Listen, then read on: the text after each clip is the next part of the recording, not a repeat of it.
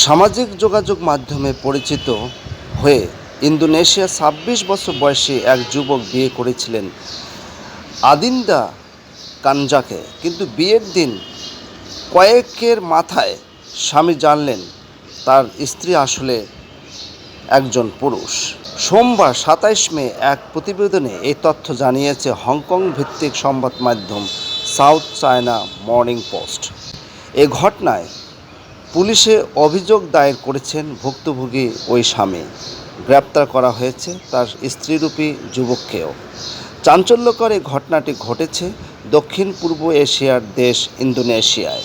প্রতিবেদনে বলা হয়েছে, ইন্দোনেশিয়ান এক ব্যক্তি সম্প্রতি বিয়ে করেছেন এবং এরপরেই নিজের জীবনের সবচেয়ে বড় ধাক্কা খেয়েছেন।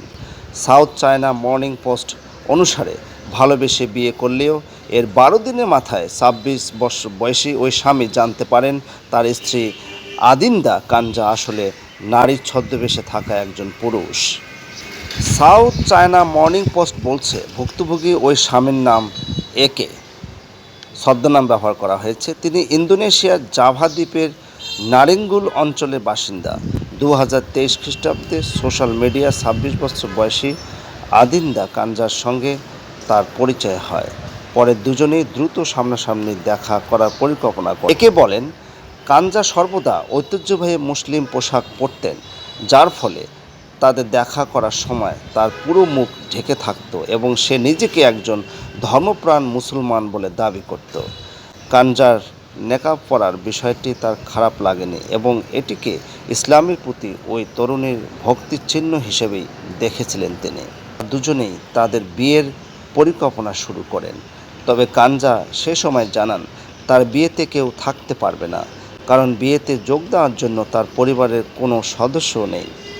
এরপর তারা গত ১২ এপ্রিল একে এর বাড়িতে বিয়ে করেন। কানজা এমনকি বিয়ের দিন যৌতুক হিসাবে ৫ গ্রাম প্রায় আধা ভরি স্বর্ণ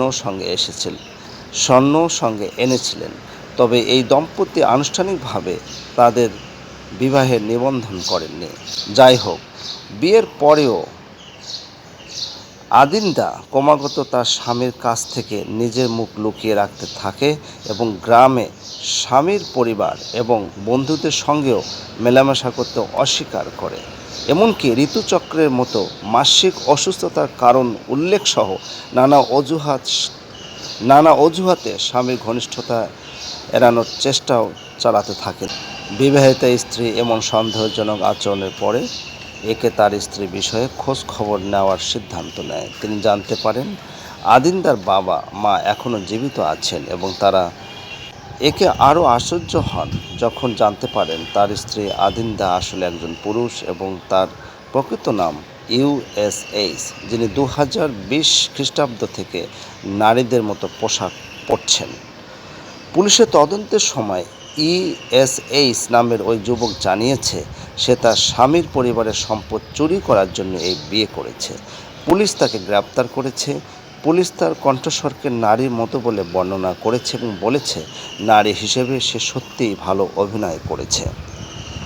পুলিশ বলেছে, আপনি যদি তাদের বিয়ের ছবি দেখেন তাহলে দেখবেন আদিন্দাকে দেখতে একেবারে সত্যিকারের নারীর মতো দেখাচ্ছে। তার বেশ কোমল ও মৃদু কণ্ঠস্বর রয়েছে, তাই তাকে নারী নয় বলে সন্দেহ করার কোনো কারণ ছিল না। এদিকে স্থানীয় আইনের অধীনে আদিন্দা প্রতারণার অভিযোগের মুখোমুখি হয়েছেন এবং এই অভিযোগে তার ৪ বছর পর্যন্ত কারাদণ্ড হতে পারে।